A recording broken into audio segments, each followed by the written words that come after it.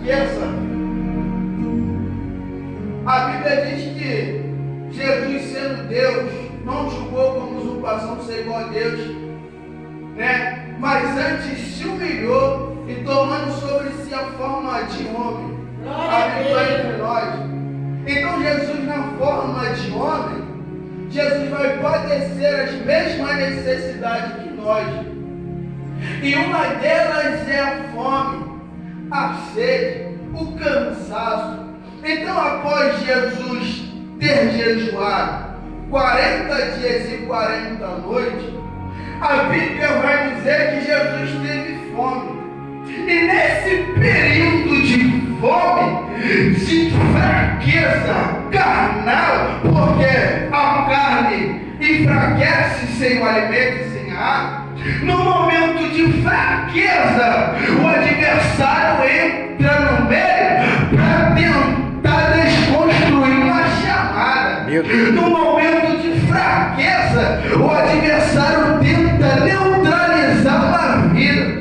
Só que para a raiva do diabo, a fraqueza carnal não afetou o espiritual de Cristo. Aleluia! Dizer uma verdade para alguém, e a palavra do céu para a tua vida essa noite é: não permita que a fraqueza da carne impeça o teu espírito de vivenciar o que o céu tem preparado. Eu entendo que a fraqueza vem, mas a fraqueza material não pode impedir do propósito que o céu estabeleceu para mim. Glória, glória a Deus. A fraqueza que me dói na pele não pode impedir o ministério que Deus estabeleceu em mim. Foi muito bem recitado sobre Pedro aqui. Pedro está preso e Pedro está sob uma sentença de morte. E a sentença é: assim que acabar a festa dos pães asmos, a gente mata. Só que o texto vai dizer que existiu uma igreja que se reuniu para Pedro não morrer. Existiu uma igreja que entendia, já que a gente não pode fazer nada na matéria ou com o corpo humano, a gente precisa vencer pelo Espírito. Entendeu que a luta vem do braço. A igreja entendia que a fraqueza material não podia permanecer de pé, e a igreja entende que o espiritual tem que prevalecer. Aleluia! A igreja entender e se reunir para orar por quem está preso. Glória a Deus. Aleluia! Então a gente percebe que a fraqueza material não pode alterar numa vida espiritual que eu tenho com Deus. Por quê? Porque se fosse olhar, Tiago morreu e agora Pedro está preso, prestes a morrer. Então seria segunda-feira. Imagina como o povo estava chorando, sofrendo, cabisbaixo. Mas se eu me deixar levar pelo que eu sofro na pele, o meu espírito morre. Aleluia, Deus. Por quê? Porque segundo a Bíblia, o espírito está pronto, mas a carne é fraca. Glória a Deus. Então a igreja entendeu que se deixasse Pedro do jeito que está, Pedro morre. E se deixar o espírito de lado, nada flui.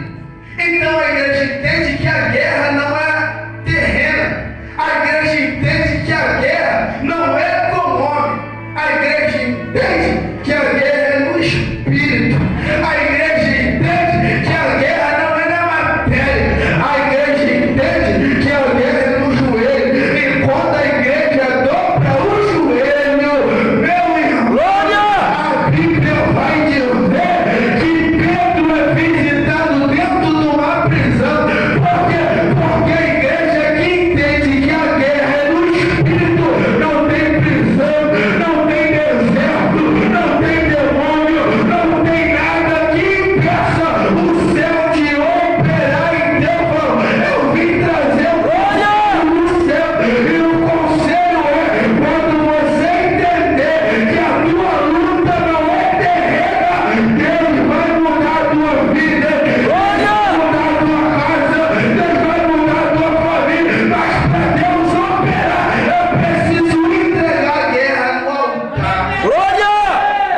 Maravilha, Deus!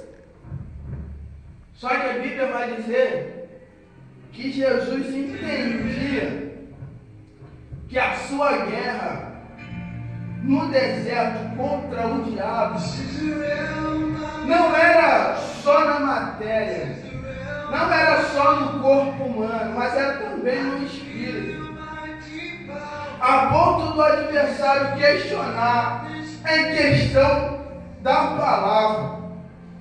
Jesus repreende dizendo que nem só de pão viverá o homem, mas de toda a palavra que sai da boca de Deus. É claro que Jesus tinha o poder para transformar pedra em pão.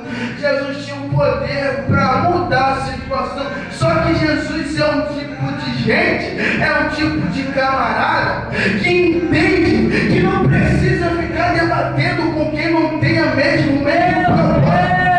Glória! Jesus entende que não precisa ficar discutindo com quem não entende de ministério. Glória! Jesus entende que não precisa ficar batendo boca com quem não é do céu. Aleluia! Jesus entende, ele pega o diabo e acaba com ele de uma vez por todas. E não dá ibope para ele. Por quê? Porque quem não entende o que eu sou e quem não entende quem me gerou, não precisa ficar ouvindo a minha voz o tempo todo. Glória! Jesus entende isso. Não é qualquer pessoa que eu preciso ficar debatendo. Não é qualquer pessoa que eu vou se referir. É questão de obra. Jesus poderia fazer milagre, mas não fez. Jesus poderia transformar, mas não transformou. Por quê? Porque Jesus sabe quem é o diabo. Jesus sabe que o diabo não é digno nem de estar na presença dele. Então o que Jesus faz? Jesus nega um pedido dele. Só que o diabo ele não para uma vez. O diabo não desiste em acabar com o ministério.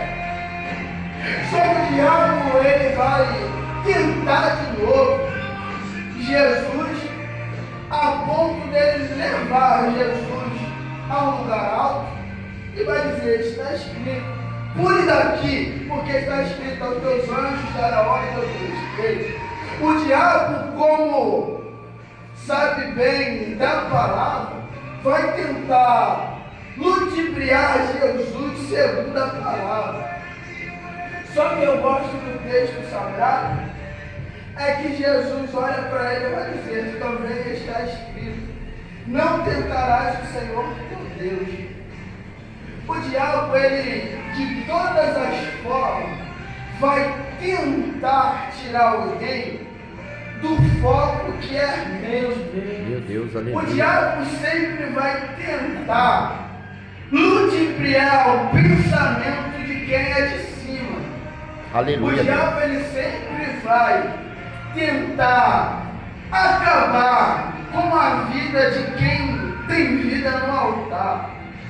Só que a Bíblia ela é clara em nos ensinar que Jesus não perde tempo com quem não deveria ter o tempo dele. Jesus vence no deserto. Jesus prevalece no deserto. Jesus permanece firme no deserto. Quando eu falo de ficar firme em tempo de luta, eu me lembro de 3 moços, um Sadraque, o outro Mesaque e o outro Abednego, que é transportado até a Babilônia para ser escravo. Só que o rei Nabucodonosor vai mandar fazer uma estátua. E a Bíblia vai dizer, eu já encerro, que essa estátua deveria ser adorada por todos aqueles que viviam na Babilônia. Só que eu gosto da Bíblia, que o rei vai dizer: todos aqueles que ouvir som de buzina, todos aqueles que ouvir som de harpa, de tambores, de música, tem que se dobrar, se prostrar à estátua de ouro. Só que quando toca